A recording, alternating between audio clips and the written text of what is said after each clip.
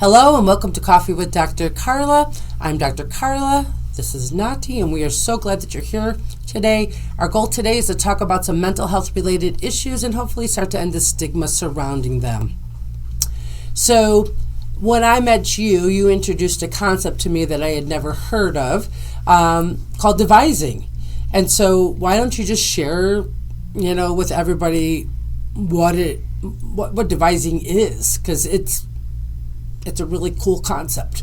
Yeah, so devising is a type of theater production, essentially, a type of way of producing theater work or creative arts work. And essentially it's where you have an individual or a group of individuals come together for a common purpose or intention to create something. And hopefully that something that gets produced invokes some sort of change or growth in the individuals or the group or for the community that they present it in.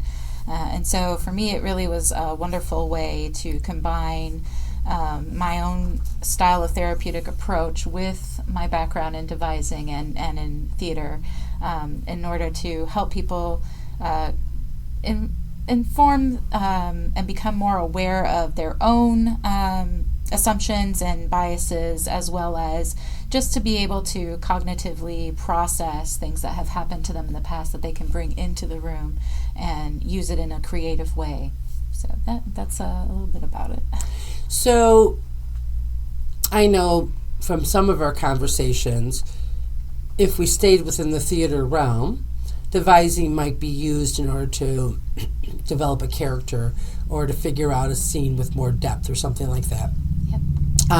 I've also seen, though, you use it when we had our retreat, where you were helping the attendees develop a greater understanding of a story, like Yes. one of their stories. Yes. So, I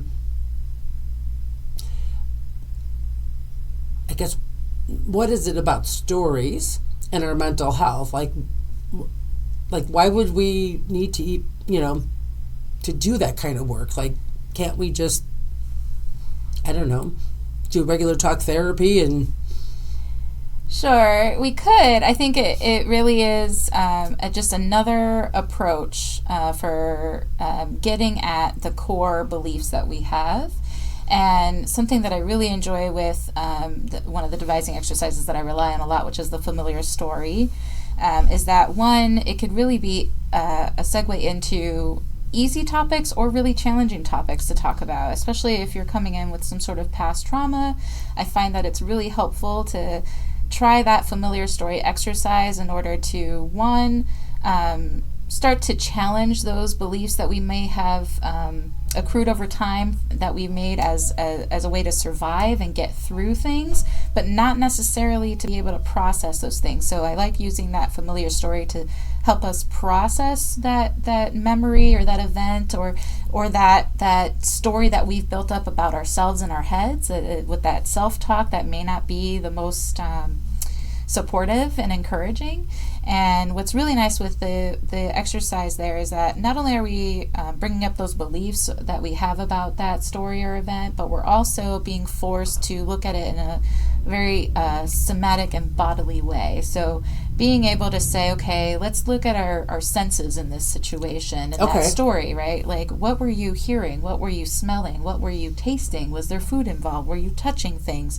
And trying to get us in our bodies some more and just help us to be more aware of it, and also just to break down those beliefs that are not so helpful for us to move forward from that event or that memory. Yeah, I can imagine people might be apprehensive about the more active way of engaging with things. And so I can see where a familiar story that was perhaps pleasant, like, oh, I remember how you used to sit in Grandpa's lap all the time and used to laugh. So there's a very familiar story, maybe that was told over and over again. Sounds like a safer place to be, per se, as opposed to, something that was more difficult or tragic, right? Yes.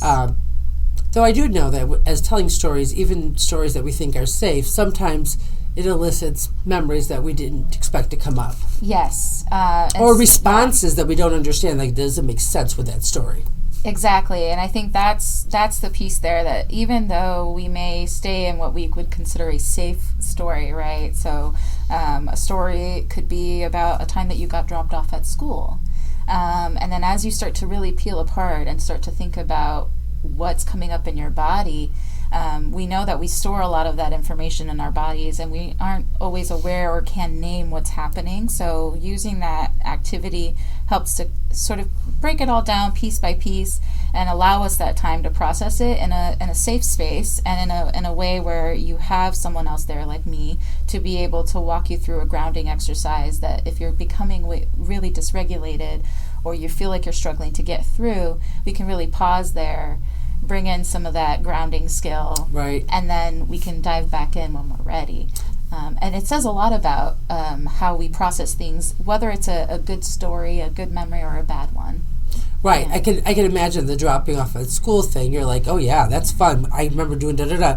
And then all of a sudden your heart's racing, your stomach hurts, and you're like, wait, I liked that. Or that's a narrative I told myself for the last several decades. Right. But my body's telling me something different. There's not necessarily congruency there. Yeah. And what I really like too is that, especially if you're trying to build that therapeutic alliance and rapport with a client as a therapist, I love this exercise and being able to say, you don't have to give me a challenging story right now. We can start somewhere small for you that feels safe, because I can still get a lot of that out of that situation and about how the client is responding and reacting to events in their lives, different situations. And still feel like I'm getting that chance to build that alliance with them so that eventually we can go into some of these other more challenging stories or memories. Yeah, so a lot of what you're sharing right now feels like work that would be good on an individual basis. How might you translate that to a group, especially a group that may or may not know each other, or may or may not have the same backgrounds or experiences?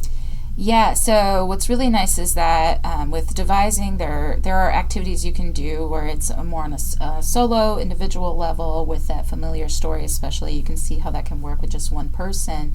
But then when we bring in others into the group, it also allows for us to have that process of social development and interaction in these stories shares that we're doing together, and also to challenge our assumptions. And also to not feel alone in the process. So I think that really helps with being able to, where we talk about breaking the stigma, right? It helps us to also realize, like, I'm not alone in this experience. When you hear someone else in a group sharing a story that may not be relevant to you, but the feelings may be very similar. Yeah. And so it really helps to bring that devising as a group together, especially in a group setting where you have all those different voices. And again, it allows you that chance to challenge those assumptions. Yeah. Thank you. You know, and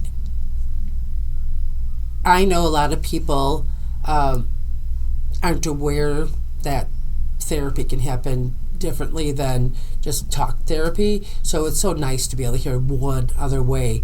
So I encourage anybody who thinks that what's going on with this, like what you heard today, would be interesting, to reach out and, you know, contact us or somebody else to find that different way of approaching things so that it could be the best fit for you. So remember, you can change your thoughts, discover your potential, and transform your life by focusing on your overall well-being. So until next time, continue working on being the best you possible. Bye.